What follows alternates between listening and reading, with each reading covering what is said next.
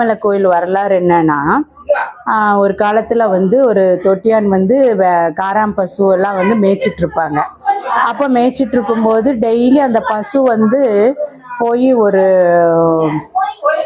சுயம்பு ஒன்று இருக்கும், அது மேலே அந்த பாலை வந்து ஃபுல்லாக பீச்சிட்டு அது பாலில் அபிஷேகம் பண்ணிட்டு அந்த பசு வந்துடும். அப்போ இந்த எஜமானர் என்ன பண்ணுவார்னா, அந்த பையனை வந்து மிரட்டுவார். என்ன நீ பால் வந்து இது பசுவில் இருக்கிறதே இல்லை, நீ வந்து ஏதோ பண்ணுற, அது பாலை இது கறந்து ஏதோ வித்துறியோ என்னமோ பண்ணுறியோ அப்படின்னு கேட்டு, இல்லை நான் எதுவுமே பண்ணுறது இல்லை, நான் மேய்ச்சிட்டு அப்படியே தான் வரேன்னு.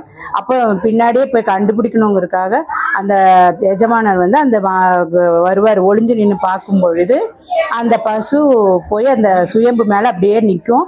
அந்த சுயம்பு அப்படியே பால் கறந்து அப்படியே போகும். அதுதான் வந்து பாலமலை அப்படிங்கிறது பேர் வந்தது, பாலமலைன்னு பேர் வந்தது. அப்போது அவர் வந்து என்ன பண்ணாருன்னா, சரி இது ஒரு தெய்வ சக்தி இங்கே இருக்குன்ட்டு ஒரு சின்னதாக ஒரு கூரை போட்டு பந்தல் போட்டு அந்த சாமியை கும்பிட ஆரம்பித்தார். அப்புறம் எல்லாரும் சேர்ந்து அந்த ஊர் பெரியவங்க கிட்ட சொல்லி அந்த பெரியவங்க எல்லாம் வந்து பார்த்து அவங்க வந்து கோயில் எழுப்பலாம் அப்படின்னு சொல்லிட்டு ஒரு மண்டபம் கட்டினாங்க. அப்போ மண்டபம் கட்டும் பொழுது இங்கே மணல் இல்லையே, பாறை இல்லையேன்னு சொல்லும் பொழுது அந்த அந்த அப்போ வந்து இந்த கனவுல வந்து சாமி சொல்லும், நீ இங்கே இந்த இடத்துல இருந்து ஒரு 3/4 பரலாங்கு கீழே போனீங்கன்னா அங்கே வந்து ஒரு அடையாளம் இருக்கும், அங்கே போய் பார்த்தீங்கன்னா ஒரு பாறை வெடிக்கும், அங்கே மணலும் பாறையெல்லாம் உனக்கு கிடைக்கும் கட்டுறதுக்குன்னு சொல்லுவாங்க.